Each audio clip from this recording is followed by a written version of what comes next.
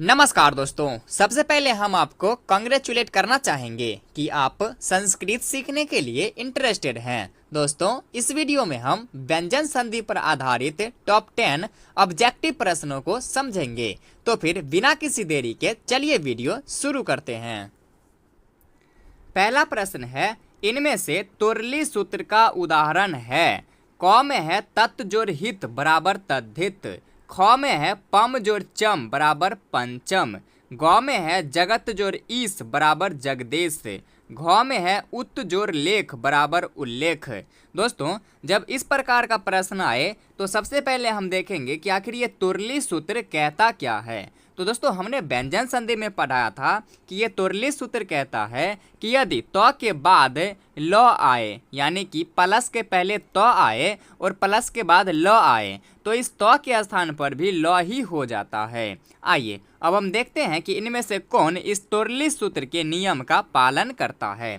इसमें तो है ही नहीं, त के बाद ल नहीं है, इसमें तो भी नहीं है, ल भी नहीं है, इसमें भी तो भी नहीं है और ल भी नहीं है। यहाँ हम देख रहे हैं कि प्लस के पहले तो है और प्लस के बाद ल है, यानी कि ये तुरली सूत्र के नियम का पालन करता है। अब इस तो के स्थान पर भी हम ल ही कर देंगे, यहाँ ल हो गया। और दोस्तों, ये तो हलंत है, इसी कारण से ल को भी हलंत ही करेंगे। अब इसको हम जोड़ेंगे, उ का उ हलंत ल और लेख का लेख उल्लेख, उत जोड़ लेख बराबर उल्लेख। तो इसका सही आंसर हो जाएगा, इनमें से तुरली सूत्र का उदाहरण कौन सा है, तो सही आंसर हो जाएगा घ नंबर, उत जोड़ लेख बराबर उल्लेख। आइए आगे बढ़ते हैं। आगे अब दूसरा प्रश्न कहता है कि मो अनुस्वार सूत्र का सही उदाहरण है।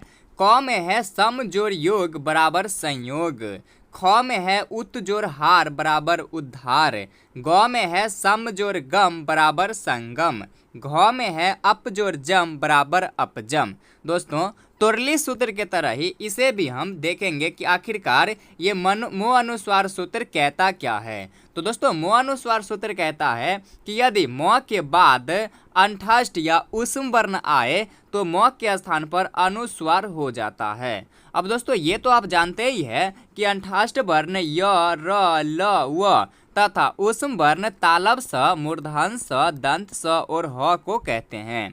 यानी कि प्लस के पहले म आए और प्लस के बाद य, र, ल, व तालब स, मूर्धन स, दंत स, ह, इनमें से कोई भी वर्ण आए तो इस म के स्थान पर अनुस्वार हो जाता है। आइए अब हम देखते हैं इनमें से कौन है जो इस मो अनुस्वार सूत्र के नियम का पालन करता है। सबसे पहले प्लस के पहले म आना चाहिए, तो एक यहाँ है प्लस के पहले म और एक यहाँ है, यानी कि सही आंसर इसी दोनों में से कोई हो सकता है।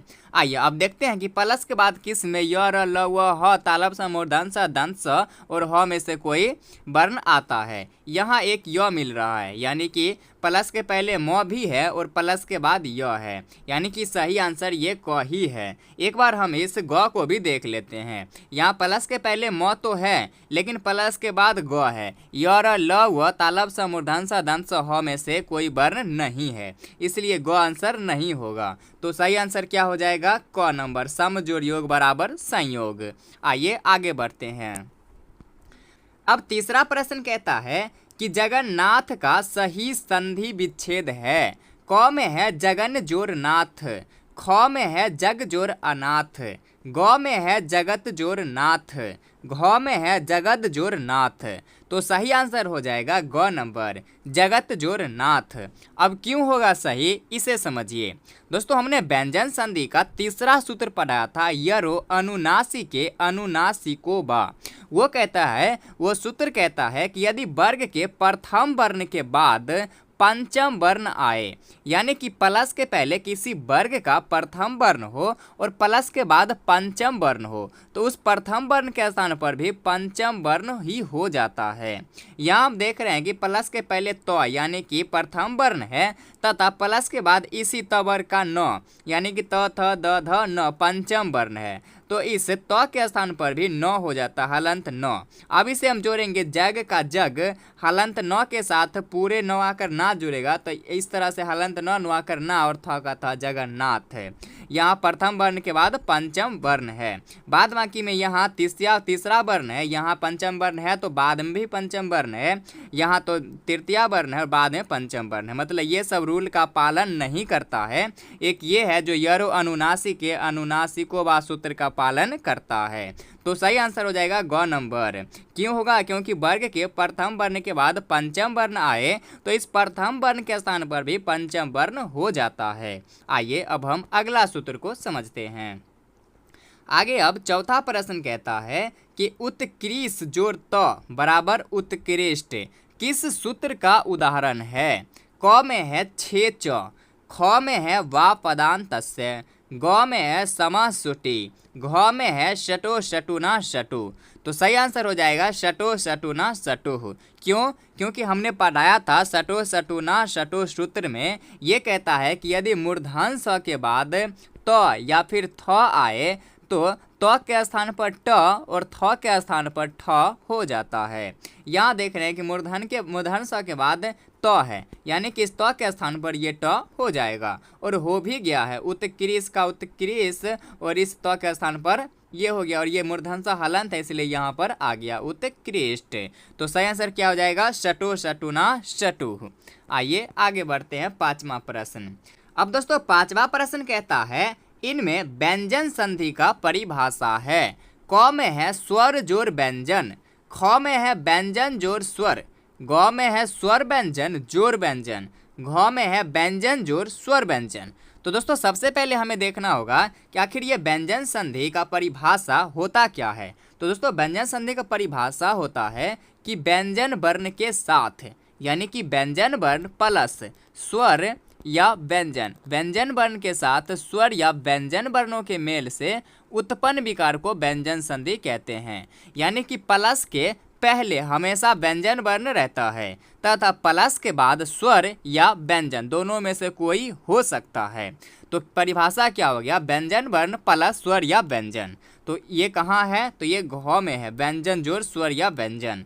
तो सही आंसर क्या हो जाएगा? घ, क्योंकि इसका परिभाषा कहता है कि व्यंजन वर्ण के साथ स्वर या व्यंजन वर्णों के मेल से पहले हमेशा व्यंजन वर्ण रहेगा प्लस के पहले और प्लस के बाद स्वर या व्यंजन, इन दोनों में से कोई भी रह सकता है। आइए छठा प्रश्न की ओर चलते हैं। अब छठा प्रश्न कहता है धावन्ना गच्छति का सही संधि विच्छेद है।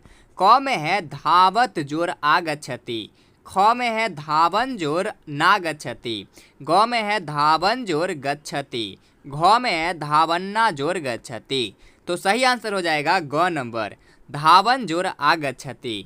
क्यों होगा सही आंसर? इसे समझिए दोस्तों, हमने आपको अंगमून नित्यम सूत्र में पढ़ाया था। अंगमून नित्यम सूत्र में ये कहता है कि अंगः न और न के बाद कोई स्वर वर्ण हो, अंग न और न के बाद कोई स्वर वर्ण हो तो इस अंग न और न का द्वितीय हो जाता है, यानी कि इसी वर्ण को दो बार लिख दिया जाता है। यहाँ हम देख रहे हैं कि न है और इसके बाद आ, यानी कि स्वर वर्ण है, न के बाद स्वर वर्ण है, जो कि अंगमून नित्यम सूत्र का पालन कर रहा है। इसलिए इस न का द्वितीय हो जाएगा, यानी कि इसी न को दो बार लिख देंगे। यहाँ हलंत न है इसलिए हलंत न ही एक और लिख देंगे, एक तो पहले है ही एक और लिख देंगे। अब इसे जोड़ेंगे धाव का धाव, हलंत न का हलंत न, हलंत न के साथ जब आ जुड़ेगा तो न कर ना और गच्छति का गच्छति, धावन्ना गच्छति। तो सही आंसर हो जाएगा ग नंबर, धावन जोर आगच्छति। क्यों होगा सही आंसर? क्योंकि ये अंगमून नित्यम सूत्र का पालन करता है। आइए आगे अब सातवां प्रश्न को समझते हैं। आगे अब सातवां प्रश्न कहता है संस्कृति का सही संधि विच्छेद है। क में है संस जोर कीर्ति, ख में है सम जोर कीर्ति।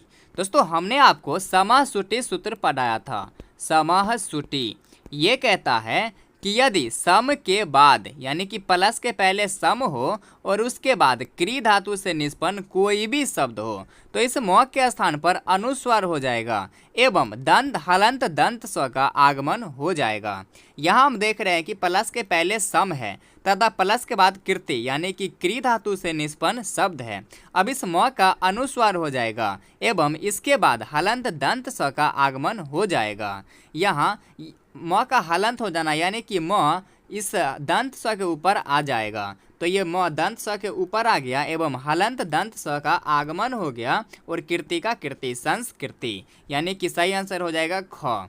ये क में है संस यानी कि ये इस रूल का पालन नहीं करता है, यहाँ म होना चाहिए। तो सही आंसर क्या हो जाएगा ख नंबर, सम जोड़ कीर्ति बराबर संस्कृति। क्यों सही आंसर ये होगा क्योंकि ये समश्रुति सूत्र कहता है कि यदि सम के बाद क्री धातु से निष्पन्न कोई शब्द हो तो इस म का अनुस्वार हो जाएगा एवं हलंत दंत स्व का आगमन हो जाएगा।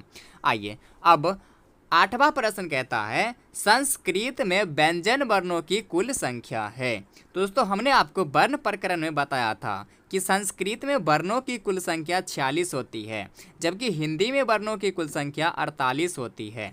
संस्कृत के 46 वर्णों में से 13 स्वर वर्ण तथा 33 व्यंजन वर्ण होते हैं जबकि हिंदी के 48 वर्णों में से 11 स्वर वर्ण तथा 37 व्यंजन वर्ण होते हैं।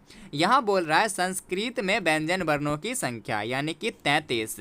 तो सही आंसर हो जाएगा, थोड़ी आगे बढ़ते हैं, तो सही आंसर हो जाएगा घ नंबर 33। तो दोस्तों ये था हमारा व्यंजन संधि पर आधारित टॉप 10 ऑब्जेक्टिव प्रश्न।